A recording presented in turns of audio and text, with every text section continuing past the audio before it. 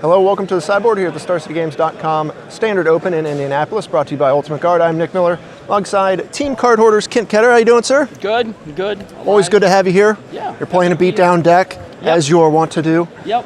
And you guys here at Team Card Hoarder have came up with the White-Red Vehicles deck. Correct. A very streamlined build of this deck. Talk about how you guys came to it. I'm pretty sure this was a Tinjum build. He's usually kind of one of the guys behind most of your decks. So like a couple weeks ago, once the spoiler dropped, Tinjum put together like a red-white aggressive deck. Smugglers Chopper, like early on, was kind of one of the best cards that we felt in the format. And then we started looking at just some of the other creatures available. Toolcraft Exemplar, it's a 3-2 in a lot of situations. That's a better rate than you get out of most of your attackers. Veteran Motorist, for those who haven't read it, it's Scry's 2. Scry 2 is great. If you haven't Scryed 2 recently, I recommend you do it. It's loads of fun. So a bunch of 4-ofs there, Thraben Inspector as well, the Clue with the artifact. The small edges there. Selfless Spirit, we worked back into the deck, and Selfless Spirit actually ties into, one, it's a K return protection spell. Additionally, it protects our Lord, Dapala.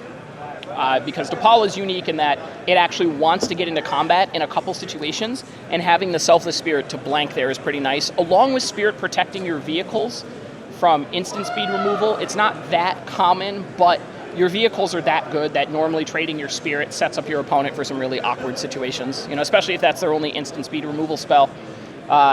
We also have Piandalar. Sure. Just a 2-of in the deck, gets you some good blockers, 2-for-1 creatures. And the abilities on Pia are one thing that a lot of people don't weight heavily enough. I actually think her abilities are exceptionally good. I got to play with Pia at the pre-release, and you quickly realize how good the pumping of the artifacts can be. It's something you overlook, but even when just the Thopter is getting pumped, that can often be enough. Yeah, this deck normally 2 pumps is pretty easy. 3 pumps, which sometimes draws a penalty flag, but that's okay. Sometimes you can pump it 3 times, so it's not a bad gig. On the vehicle side, we kept it very simple. 4th Smugglers Chopper. It's probably the best creature in Standard, so of course.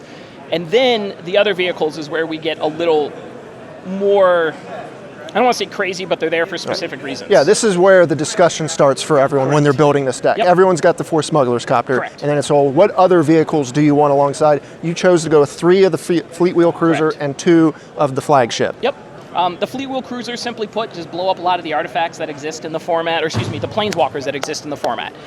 You have your Nissas, your Lilianas, your Chandras, all the like. 4 mana, put it in play, blow up that Planeswalker is a pretty common sequence. That's why we went with 3.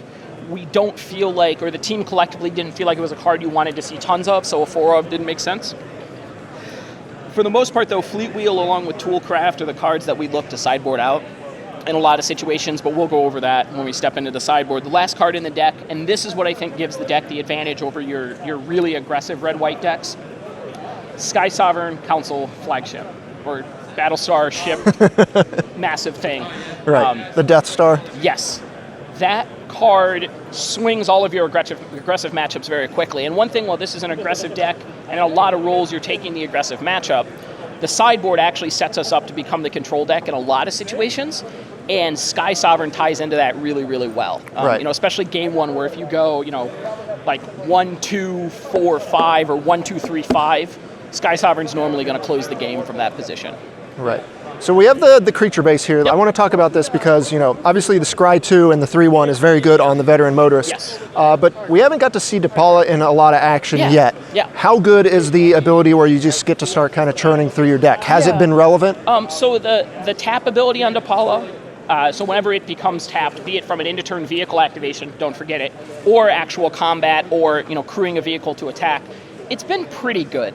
Really, we view Dapala as either letting us use all of our mana efficiently, or in certain matchups you're just crashing it in and tapping out a bunch. The important part about Dapala, though, that most people don't take into account, it's an anthem for your dwarves. So all those Lilianas that people are super excited about blowing up your X1s, Dapala stops that. Additionally, the +1/+1 on vehicles is where it's at. I actually think her ability to reveal the top cards is it's her worst ability. The other 2 abilities are much better. With my list with 4 Dapalas and 4 Veteran Motorists, if they go turn 3 Liliana and we have the Copter, that's 8 ways to kill it on the 4. that not a lot of people, or excuse me, like when we untap on the 3, you just 4 damage, kill your You have many ways to take care of planeswalkers. I just really like the Apollo for that reason. So. Okay. So you have a pretty aggressive build, but then as you mentioned, your sideboard is very transformational. Yes. You have a ton of removal because in your main deck you only have Declaration Stone and Harness the Light or Harness Lightning to kind of deal with other creatures. But you got everything here in the sideboard. You know, we have Fragmentize, we got Galvanic Bombardment, and we have this one, which I like, Weaver of Lightning. We saw this a little bit slightly in the old standard in the Blue-Red Fever Visions decks, but here you have it alongside, can't mention, Skywhaler Shot, another card we saw a lot at the pre-release. So the way this sideboard was constructed, you have the 4 Gideons off to the side doing their, Gideon things. But then if you notice the other 11 cards, it's 3 Weavers, 8 Instants and Sorceries, with another 6 in the main deck between the Declarations and the Harness Lightnings. So anytime you need to pull up, and that phrase refers to being, instead of being the aggressive deck, you want to slow it down a little, Weaver of Lightning plus some combination of the spells in your sideboard sets you up perfectly.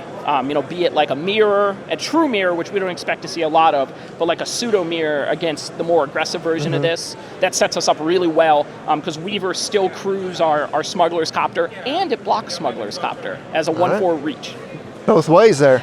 Yep, gets it all for you. That also helps us offset the first Galvanic Bombardment in the mirror and against your X3 aggro decks is kind of medium. Weaver helps you try to... Sure, turns it into 3. The hope, and then after that, Bombardment's like really, really absurd. Okay. So. All right, so a lot of the talk coming into this event was Smuggler's Copter. Sure.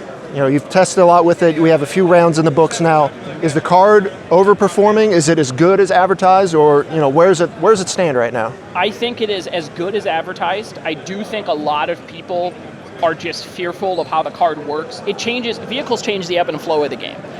Thankfully, I did a good amount of Kaladesh Limited, so I'm comfortable with how the vehicles change the sequencing, but I think Copter is just fine. People in like a month or so will settle into how to best interact with it. Is it the creatures? Is it the Copter itself? Do you want to, kill it when it attacks or before? All those little things will work themselves out. Sure. I think Copter will define the format, but if people start complaining about it, you're just being lazy. That's really all it is. Like, the Copter is great, but not unbearable. I think as soon as the complaints start about that, I'm just going to kind of nod and smile because it's it's a fine card. That's actually why we played the Harness Lightnings in the main deck. Right. So you have your own. Just one more answer to it. In sideboard we get more stuff, but having a Harness Lightning main deck is neat. So. We also have to talk about the mana base because something Kaladesh gave a lot of these aggressive decks, especially the enemy colored land or decks, are the new fast lands. Sure. You get to play that alongside Needlespire, have very good mana. Yeah. One thing, stop playing Aether Hub. Just stop it. All of you that are 2-color Aether Hubbing, you're wrong. There's probably somebody much better than me who shows me why I'm wrong, but for the start, we're a 2-color deck. Aether Hub activates like once and then you run out of energy. We have no other energy in your deck. So be careful about that. But in the case of this mana base, 4 Vantage, you draw 2 of them in the first 3 turns, your mana's perfect. Sure. 4 Needle Spires, it's a red-white land on the 1. It's obviously a great creature in the mid-game, and crewing some vehicles is actually pretty neat. I won a couple games where I just used the Needle Spires to crew. But outside of that, 10 plains, 6 mountains, keep it real simple. Yeah. It sets you up well for Thalia, and 16 of our lands come into play tapped every single time. And that sets us up.